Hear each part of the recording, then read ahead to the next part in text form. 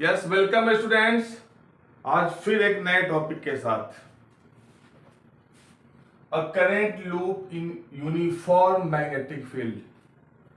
अगर एक current loop का कुछ भी शेप हो सकता है, लेकिन हम रेक्टेंगुलर शेप लेके चलेंगे। अगर यूनिफॉर्म मैग्नेटिक फील्ड में रखा जाएगा तो एक कांस्टेंट टॉर्क एक्सपीरियंस करेगा। अब यहां पे एक सवाल उठता है कि टॉर्क का कंसेप्ट आपके माइंड में है, 11th में पढ़ाया गया था, पढ़ा होगा आपने, या आप भूल चुके हैं।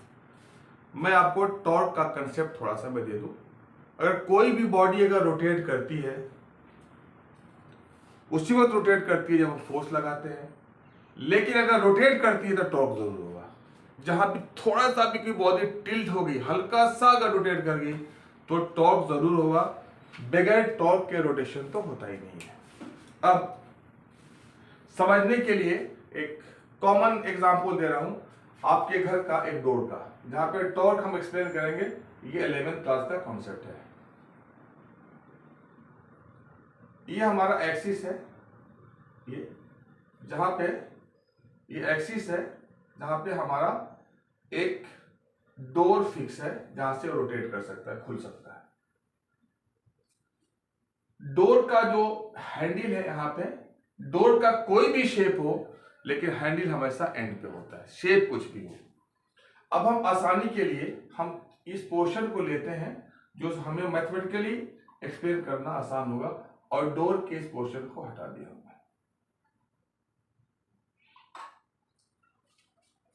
डोर की जो विड्थ है आर है, नाम रख दिया ओ ए इक्वल टू आर। ये हमारी डोर की, हालांकि मेन टॉपिक हमारा नहीं है, लेकिन टॉर्क अगर एक्सप्लेन कर दूंगा तो आपके लिए आसानी होगी। डोर को हमने हैंडल पे एक इंक्लाइन फोर्स लगाया ऐसे, एफ एफ। क्लियर?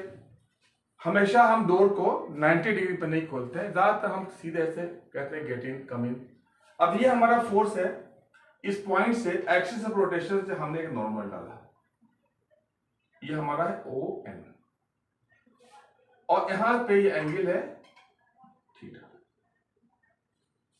टॉर्क का जो डेफिनेशन होता है, टॉर्क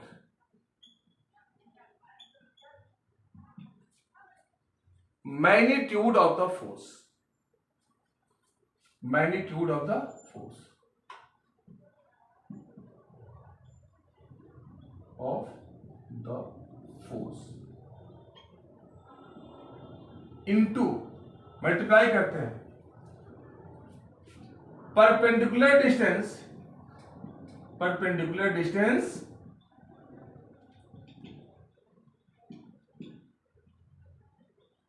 between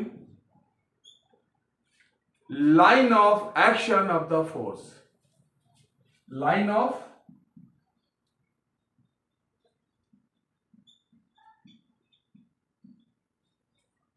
the force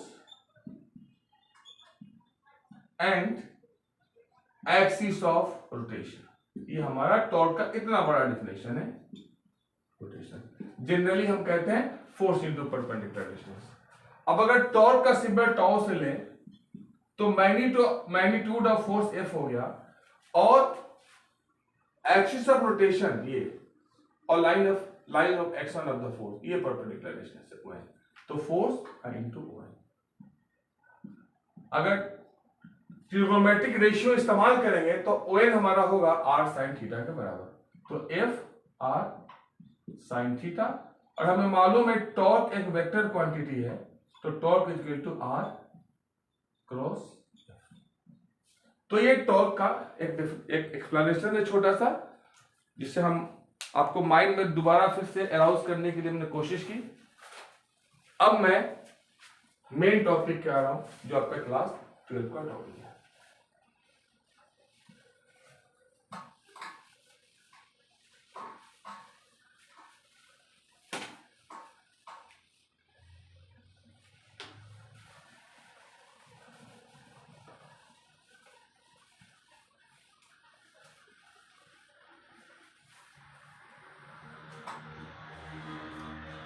मैं यहां पे एक रेक्टेंगुलर कॉइल ले रहा हूं, यह हमारा एक रेक्टेंगुलर कॉइल है।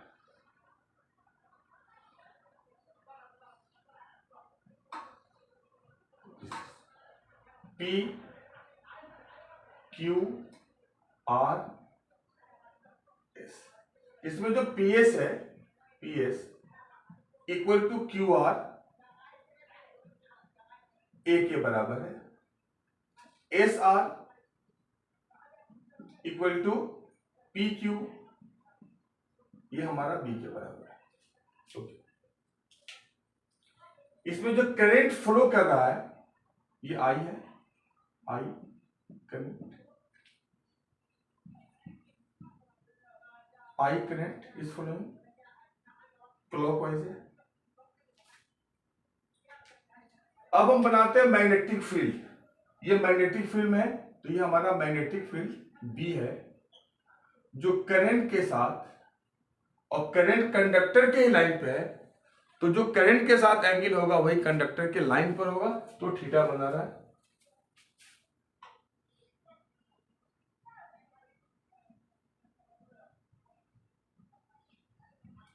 यहां भी थीटा बना रहा है, दिस इज करंट आई, लेकिन यहां पे मैग्नेटिक फील्ड 90 डिग्री बना रहा है, 90 डिग्री। एक चीज बहुत ही क्लियर है कि अगर कोई भी कंडक्टर मैग्नेटिक फील्ड में होता है तो एक फोर्स एक्सपीरियंस करता है। यहां पे जो फोर्स है this is the F1 vector, यहां पे फोर्स है F2 वेक्टर, और यहां पे फोर्स है F3 वेक्टर, और यहां पे फोर्स है F4 वेक्टर। अब सबसे पहले टॉर्क के लिए हमें फोर्स चाहिए, एक एक करके हम फोर्स हम निकालेंगे। एक चीज मैं आपको बता दूं, आप ये समझिए, ये F1 है और जस्ट इसके नीचे F2 है, बिल्कुल, और दोनों का लाइन ऑफ एक्शन सेम है, दोनों का मैग्नीट्यूड सेम है, दोनों फोर्स का, और दोनों का लाइन ऑफ एक्शन सेम है। इसमें क्या होगा, एक फोर्स इधर से और एक फोर्स इधर से, सीधे से रोटेट करके दिखा रहा हूं, सीधे से। ये फोर्स F3 और F4 है, ये दोनों फोर्स मैग्नीट्यूड में सेम है, लेकिन दोनों का लाइन ऑफ एक्शन अलग अलग है, याद रखिएगा। फिर दोबारा हम और एक्सप्लेन करेंगे, बीच में इसकी जरूरत पड़ेगी एक्सप्लेनेशन की। इन दोनों के लाइन ऑफ एक्शन अलग अलग है। अब सीधी, अब बात करते हैं F1 की। चलिए F1, तो हमारा F1 का मैग्नीट्यूड कितना होगा, F1, तो F1 ये मैग्नीट्यूड, और सिंपली हम F1 लिख देते हैं, इक्वल टू, क्या फॉर्मूला होता है याद कीजिए, BIL साइन थीटा, ये फॉर्मूला होता है ना आपका। तो यहाँ पे BI, और ये लेंथ जो है PQ किसके बराबर है, PQ B के बराबर है, तो BIB साइन थीटा। एक चीज हमेशा याद रखिएगा, थीटा मैग्नेटिक फील्ड और करंट के बीच एंगल है, थीटा मैग्नेटिक फील्ड और प्लेन ऑफ द कॉइल के बीच में, प्लेन ऑफ द कॉइल का जो प्लेन है उसके बीच में एंगल है। अब आते हैं F2 पे। F2 also BIB sine theta. तो अगर हम नेट फोर्स इस एक्सिस पे बात करें, अगर हम इसको net force F1 vector modulus minus F2 vector modulus opposite है तो जीरो होगा। मींस इस लाइन पे जो है हम लाइन खींच नहीं रहे, इस लाइन पे नेट फोर्स कितना है, जीरो होगा। अगर वाई एक्सिस मानते हैं तो वाई एक्सिस पे नेट फोर्स जीरो है, और लाइन ऑफ एक्शन भी सेम है। तो क्या चीज है यहाँ पे, net force zero, line of action same.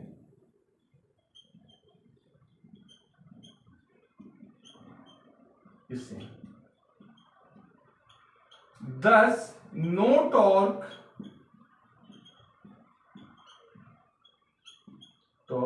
due to F1 and F2, मतलब F1 F2 की वजह से कोई टॉर्क नहीं होगा क्योंकि नेट फोर्स जीरो है और लाइन ऑफ एक्शन भी सेम है, तो ये टॉर्क प्रोड्यूस नहीं करेगा। अब हम आते हैं F3 और F4 पे। अब मैं इसे इरेज करता हूं।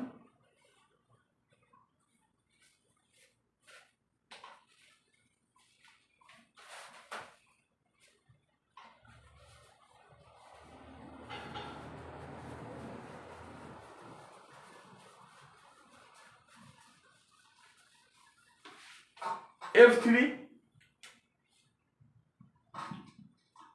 मैग्नीट्यूड BI, लेंथ कितना है इसमें K, तो BIA sin 90 है। एंगल कितना है 90, तो sin 90, और मालूम है sin 90 कितना होता है 1, तो F3 BIA। सिमिलरली अगर हम F4 की बात करते हैं तो ये F4 भी BIA। देखिए दोनों फोर्स सेम है, तो हम कह सकते हैं कि F3 and minus F4 is also 0, but line of action are different. But line of actions are different,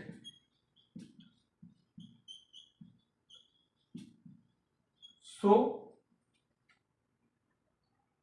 a constant torque is produced, couple is produced। यहां पे कपुल ऑफ फोर्स काम कर रहा है। तो एक चीज आपको मालूम होना चाहिए कि अगर नेट फोर्स 0 है और लाइन ऑफ एक्शन डिफरेंट है तो कांस्टेंट टॉर्क प्रोड्यूस होगा, याद रखिएगा। तो जो भी रोटेशन होगा, इसका रोटेशन इस बॉडी का, क्योंकि ये दोनों ये और ये तो बराबर है और लाइन ऑफ एक्शन क्या है सेम है, लेकिन ये एक इधर और एक इधर है, तो ये गोल गोल ऐसे ऐसे कांस्टेंट टॉर्क से घूमेगा। ओके ठीक है, तो हमने BIA हम फाइंड आउट कर लिया और दोनों बराबर हैं, ये दोनों F3 और F4 बराबर है। अब एक काम करते हैं, इससे थोड़ा सा आगे बढ़ते हैं टॉर्क की तरफ।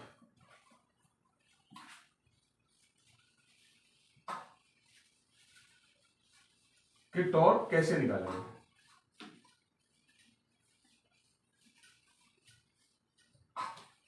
किसी भी एक आर्क को हमने ले लिया PQ, हमने PQ ले लिया, हमारा PQ है, दिस इज PQ, और ये हमारा क्या था, इस पर फोर्स काम कर रहा है, यहां पे दिखा रहा है F1 F4, ये फोर्स F4 और यहां पे ये फोर्स F3, और this is magnetic field B। यहाँ पे दो चीज मैं आपको बताना चाहूंगा, मैग्नेटिक फील्ड और फोर्स के बीच में जो लाइन है PQ और मैग्नेटिक फील्ड के बीच एंगल हमारा थीटा है। अब एक चीज में थोड़ा एडिशनल ऐड करूंगा, याद कीजिए, अगर ये इलेक्ट्रिक फील्ड होता तो फोर्स मैग्नेटिक फील्ड के डायरेक्शन में होता। अगर हमारा ये इलेक्ट्रिक फील्ड है, सपोज कीजिए, मैं समझा दूं, इलेक्ट्रिक फील्ड और कोई भी चार्ज है, ये चार्ज, तो चार्ज पे फोर्स इधर लगेगा QE।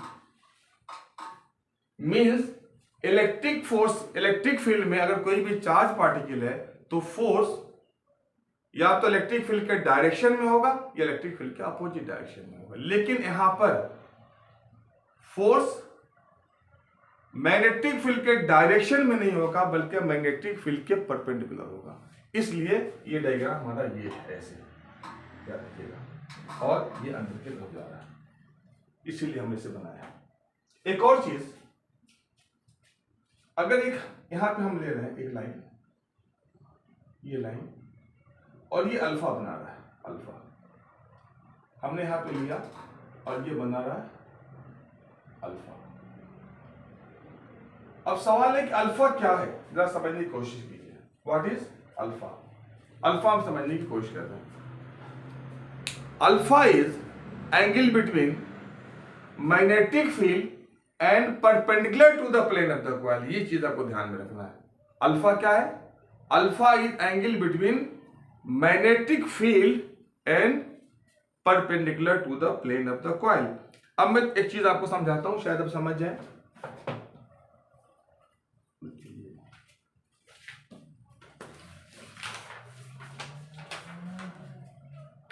ये एक पेज है, सी देखिए, और ये पेज देखिए, हमने ऐसे किया, आपने तो देखिए ये प्लेन ऑफ द कॉइल है और ये मैग्नेटिक फील्ड है। जो ये एंगल बना रहा है वो थीटा है। ये मैग्नेटिक फील्ड, ये ब्लैक पेन मैग्नेटिक फील्ड और ये प्लेन ऑफ द कॉइल, इसके बीच कितना एंगल बन रहा है? थीटा। लेकिन अगर यहां पे हम इस प्लेन ऑफ द कॉइल पे अगर हम एक पेन डाल दें, ऐसे डाल दें, ये देखिए, तो ये एंगल किसके साथ है? मैग्नेटिक फील्ड जो ब्लैक पेन है और रेड पेन क्या है? Perpendicular on the plane of the coil. तो दोनों में फर्क है।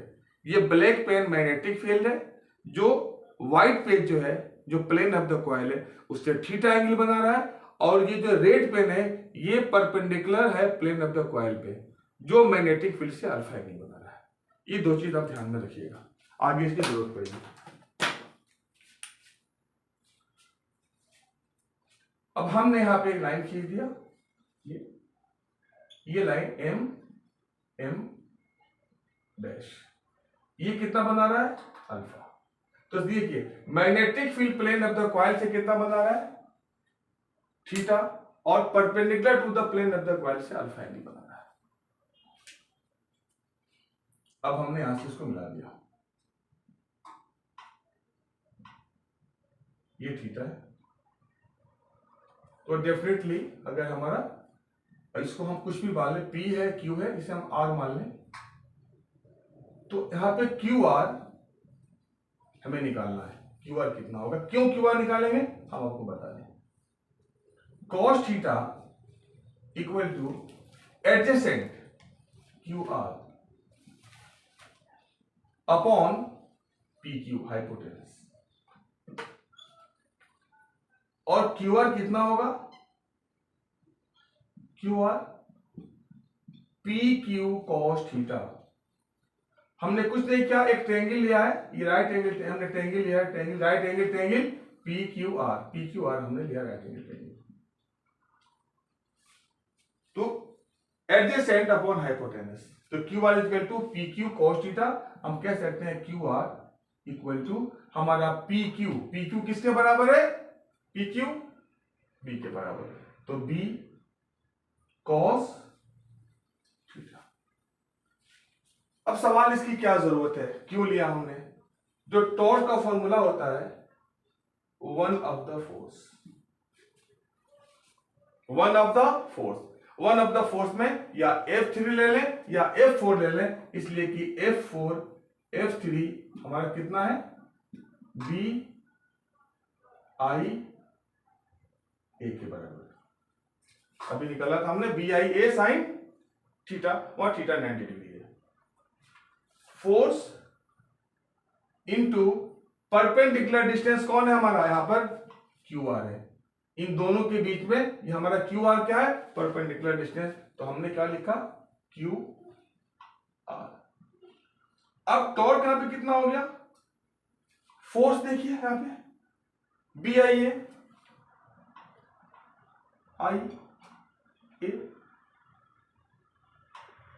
और क्यू आर किसके बराबर है? B cos theta, B cos theta. इसको हम यहां से इरेज करते हैं।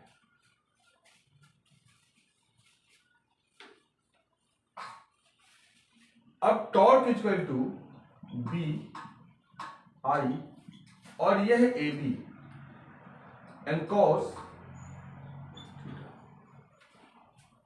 अब यहां पे जो ए बी है एरिया है, क्या है? एरिया। तो torque equal to B I A cos theta, B I A cos theta. अब जरा देखिए यहां पे अल्फा प्लस थीटा किसके बराबर होगा? 90 डिग्री। अल्फा प्लस थीटा हमारा क्या है? 90 डिग्री है। तो थीटा कितना होगा? 90 माइनस अल्फा। अब यहीं पे torque equal to B I A cos 90 minus alpha, और याद होना चाहिए कि cos 90 minus alpha sine alpha होता है। तो torque is equal to B I A sine alpha. अब हमारे पास टॉर्क का दो फॉर्मूला आ गया यहां पे, एक है B I A cos theta and B I A sine alpha. अब एक सोचने वाली बात है कि एग्जाम में तो एंगल कुछ भी हो सकता है ना, थीटा भी हो सकता है, अल्फा भी हो सकता है, बीटा गामा साई फाई कुछ भी हो सकता है, लेकिन सवाल ये उठता है कि हम कौन सा फॉर्मूला इस्तेमाल करेंगे, कॉस थीटा या साइन थीटा। अगर एंगल मैग्नेटिक फील्ड और प्लेन ऑफ द कॉइल के बीच है, अगर एंगल मैग्नेटिक फील्ड और करंट के बीच है, तो हम इस्तेमाल करेंगे कॉस।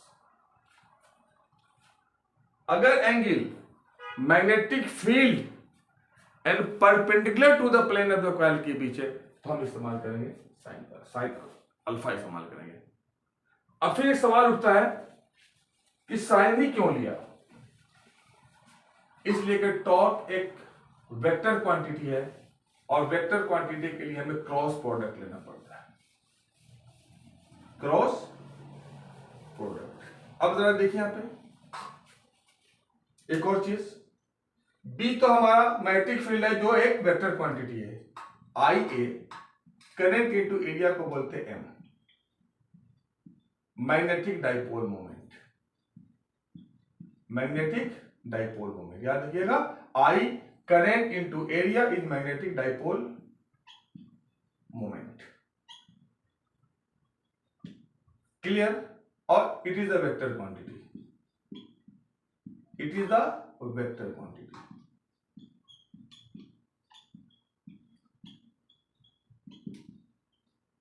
तो टॉर्क इक्वल टू क्या हो गया, बी एम साइन अल्फा, लेकिन जब हम क्रॉस प्रोडक्ट के फॉर्म में लेंगे, थीटा फॉर्म में, तो एम क्रॉस बी होता है हमारा, M cross B.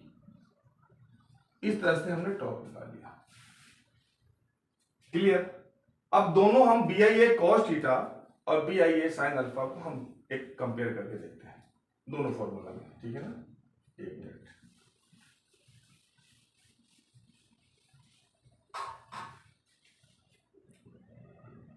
Torque equal to B I A cos theta. अगर थीटा इक्वल टू 0 डिग्री तो कॉस 0 1। अगर मैग्नेटिक फील्ड और प्लेन ऑफ द कॉइल अगर 0 डिग्री पे है, तो उस केस में टॉर्क क्या होगा, मैक्सिमम होगा, टॉर्क मैक्सिमम बी आई ए। इस केस में अगर साइन में लेंगे, साइन के केस में अगर थीटा हमारा 0 है, तो देखिए वहां पे फॉर्मूला अल्फा प्लस थीटा कितना हो गया, 90 डिग्री। अगर आप अल्फा प्लस यहां 0 कर दिया तो 90 डिग्री, देखिए अल्फा इज इक्वल टू क्या आ गया, 90 डिग्री। अब इसे साइन में, अब सेम आप ये सोचिए कि सेम फॉर्मूला हम लगा सकते हैं टॉर्क मैक्सिमम। अब इसमें क्या होगा, B I A sine 90, clear, वही आ गया। तो ये हो गया torque maximum equal to B I A. तो आपको एंगल से कंफ्यूज नहीं होना है, सिर्फ एक चीज याद रखना है, वो क्या है कि अगर एंगल मैग्नेटिक फील्ड और प्लेन ऑफ द कॉइल के बीच हो तो कॉस इस्तेमाल करना है। अगर angle magnetic field and perpendicular to the और normal to the plane of the coil है तो साइन इस्तेमाल करेंगे, alpha beta psi phi zeta रूटा से आपको कंफ्यूज होना चाहिए। अब इस पे हम नेक्स्ट वीडियो न्यूमेरिकल्स पे बनाएंगे। Have a good time.